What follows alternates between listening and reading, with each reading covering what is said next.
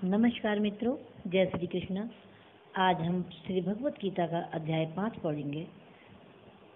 अर्जुन ने फिर पूछा कि हे कृष्ण, हे प्रभु, आप पहले तो कर्मों का त्याग करने को कहते हो, फिर कर्म करने की प्रशंसा करते हो। इन दोनों में जो अधिक हितकर है वह एक बात निश्चय करके बताओ। भगवान श्री कृष्ण बोले कि कर्मों का त्याग करना और कर्मों का करना दोनों ही मोक्ष को देने वाले हैं, परंतु दोनों में कर्म त्याग से कर्म योग हितकर है। जो किसी से द्वेष नहीं रखता, न किसी पदार्थ की इच्छा करता है, वह नित्य सन्यासी है। ऐसा पुरुष संसारिक बंधनों से छूट जाता है। सांख्य और योग को मूर्ख लोग ही पृथक पृथक कहते हैं, पंडित ऐसा नहीं कहते। जो इन दोनों में से एक में भी अच्छी तरह स्थित हो जाता है, उसको दोनों का फल प्राप्त होता है। ज्ञान योगियों को जो स्थान मिलता है वही कर्म योगियों को प्राप्त होता है। ज्ञान योग व कर्म योग एक ही है। जो ऐसा देखते हैं वही उत्तम है। कर्म योग के बिना संन्यास को प्राप्त होना दुष्कर है। कर्म करने वाले मुनिजन को ब्रह्म प्राप्त होने में विलंब नहीं लगता, और कर्म योग युक्त अंतःकरण वाला मन तथा इंद्रियों को जीतने वाला, प्राणियों में अपनी आत्मा को देखने वाला, कर्म करता हुआ भी कर्म फल में लिप्त नहीं होता। योग युक्त तत्ववेता पुरुष देखते हैं, सुनते हैं, स्पर्श करते हैं, सूंघते हैं, खाते हैं, चलते हैं और सांस लेते हैं, तो भी ये मानते हैं कि मैं कुछ नहीं करता। ये बोलते हैं, त्यागते हैं, ग्रहण करते हैं, परंतु फिर भी यही मानते हैं कि मैं कुछ नहीं करता। यह बुद्धि धारण करते हैं कि इंद्रियां ही अपने अपने विषयों में वर्तती हैं। जो प्राणी ब्रह्म में अपने संग को त्याग कर कर्म करता है, वह पाप में लिप्त नहीं होता। जैसे कमल पत्र पर जल नहीं ठहरता, योगी जन शरीर से, मन बुद्धि से तथा इंद्रियों की आसक्ति से रहित आत्मशुद्धि के निमित्त कर्म करते हैं। योग युक्त पुरुष कर्म फल त्याग कर मोक्ष रूप शांति का लाभ करता है, और जो योग रहित हैं वे कर्म की इच्छा के बंधन में पड़ जाता है। सब कर्मों को मन में त्याग करके प्राणी इस नव द्वार की देह रूपी पुरी में न कुछ करता है, न कराता हुआ आनंद पूर्वक रहता है। परमेश्वर किसी कर्म में प्रवृत्त नहीं करता, कर्म और कर्म फल को उत्पन्न नहीं करता। ये सब प्रवृत्ति द्वारा होते रहते हैं। परमेश्वर किसी के पुण्य तथा पाप को नहीं लेता।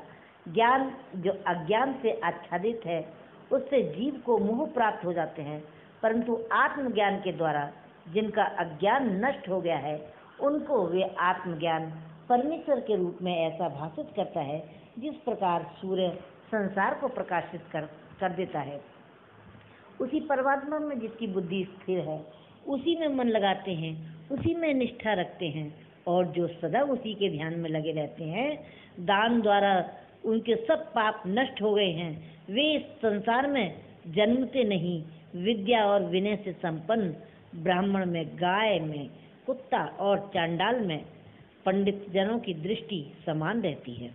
जिसके मन में इस तरह की समानता उत्पन्न हो गई है, इस लोक में जन्म मरण रूप संसार को जीत लिया है।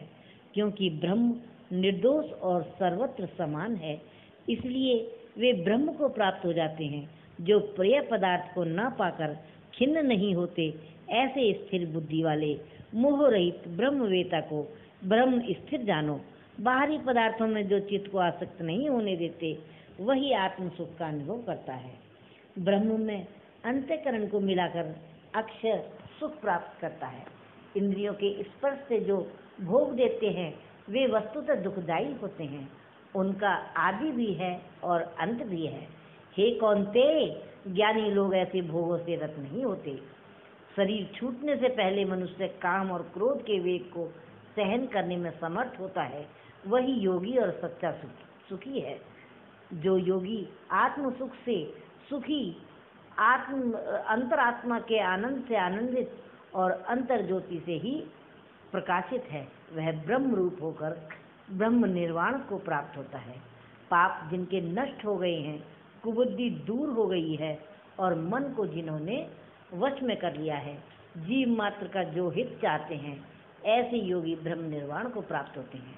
काम तथा क्रोध जिनमें नहीं है, मन के वेग को जिन्होंने रोक लिया है, ऐसे आत्मज्ञानी योगियों को ब्रह्म निर्वाण सहज ही प्राप्त होता है।